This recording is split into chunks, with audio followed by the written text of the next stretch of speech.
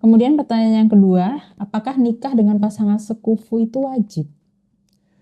Nikah dengan pasangan kufu. Jadi kafaah itu kesetaraan ya. Kesetaraan ini sebenarnya bukan hal yang wajib dalam pernikahan. Karena seperti yang kita ketahui syarat rukun nikah itu tidak ada kafaah.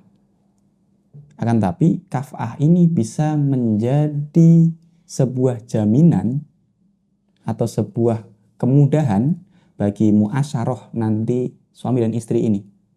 Misalkan akan menjadi masalah ketika suami istri ini misalkan satunya anak presiden, satunya penjual durian.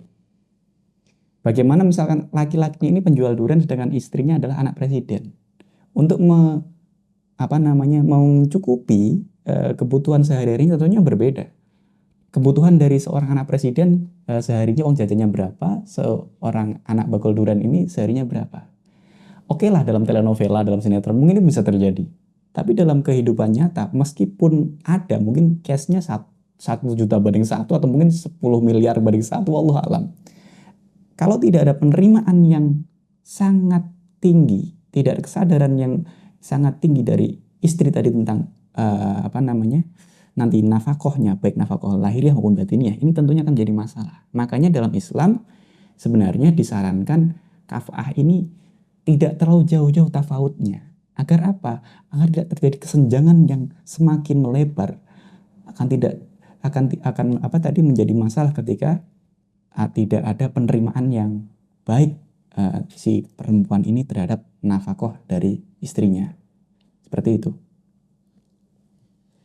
Jadi sesuai cita-cita pernikahan dalam Islam, sesuai surat Ar-Rum ayat 21, wa min ayatihi an khalaqalakum min anfusikum azwajan litaskunu ilaiha, adalah untuk memberikan ketenangan, sakinah, mawaddah, warahmah pernikahan itu. Sehingga oleh ulama dirumuskan ada konsep kafaah supaya penerimaan, kerelaan, ketenangan dan kebahagiaan itu lebih mudah datang daripada sebuah pasangan suami istri.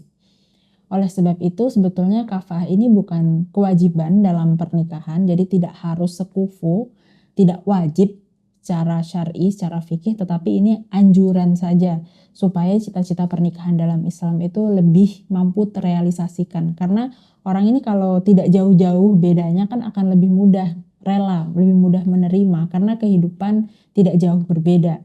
Oleh sebab itu kafaah ini disebutkan oleh beberapa ulama adalah mengenai tentang status sosial, ada yang nasab, kemudian keilmuan, akhlak. Ini mencakup bagaimana seseorang ini memandang kafaah atau tidaknya.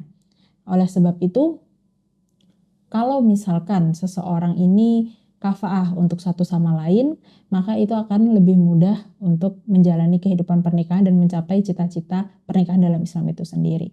Namun karena hal ini bukan termasuk syarat rukun daripada nikah, oleh sebab itu kerelaan mampu menggugurkannya.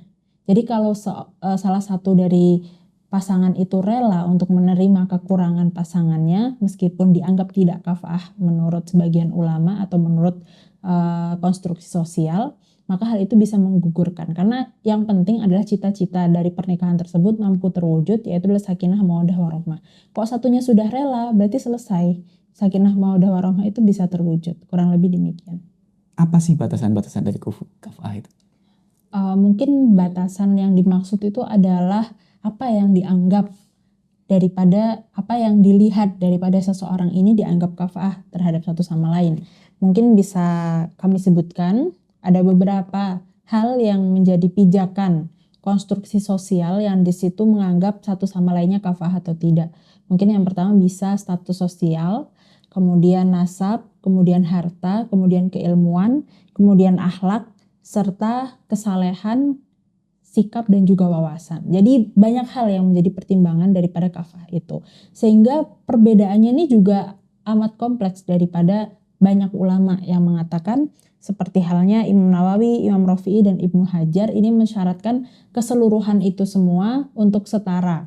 Jadi ketika laki-laki dan perempuan memenuhi kriteria kesetaraan yang sudah saya sebutkan tadi yang cukup banyak, maka itu baru dianggap sekufu. Tapi ada juga ulama seperti halnya Imam Qodhi yang pendapatnya diunggulkan oleh Imam Nawawi dan juga Imam Rafi'i.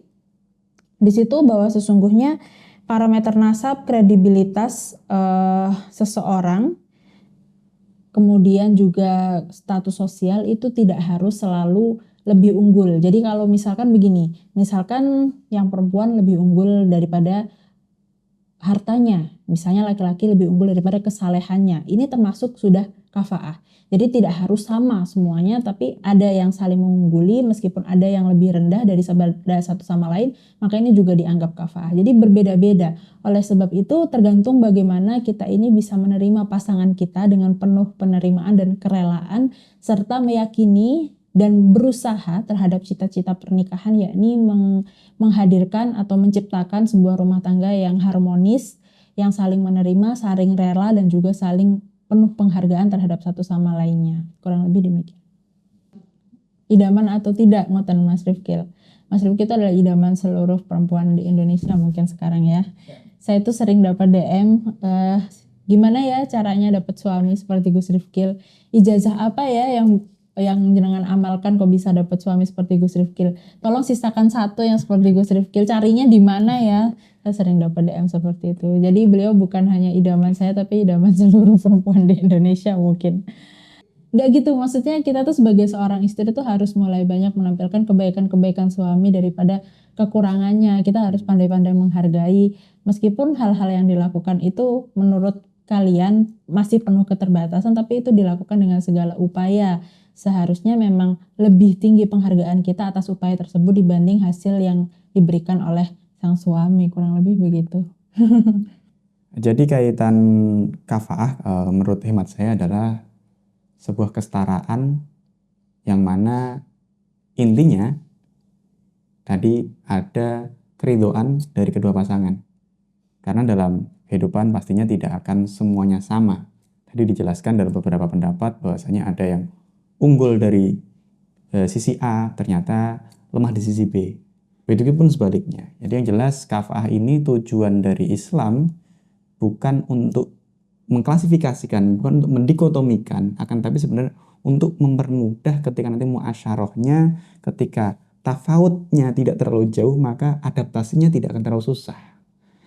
Ketika nanti tafawutnya, mohon maaf, tadi disebutkan apakah dari kesenjangan sosialnya, atau dari nasabnya, atau dari intelijensinya, kalau terlalu jomplang ini bahaya, ini tidak akan nyambung. Sedangkan pernikahan ini adalah sebuah perjalanan panjang, akad suci dari seorang laki-laki dan perempuan, mulai dari akad itu sampai semua berharap sampai akhir hayat.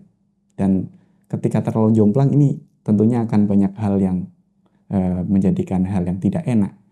Maka Islam menjaga agar setiap kali orang melaksanakan akad nikah, harapannya tentu sakinah, mawadah, warahmah, maka dijembatani dengan adanya kafaah dengan tujuan tadi mempermudah proses adaptasi, mempermudah proses interaksi sama pasangan yang punya dua-duanya jelas-jelas berbeda, terutama jenis kelaminnya.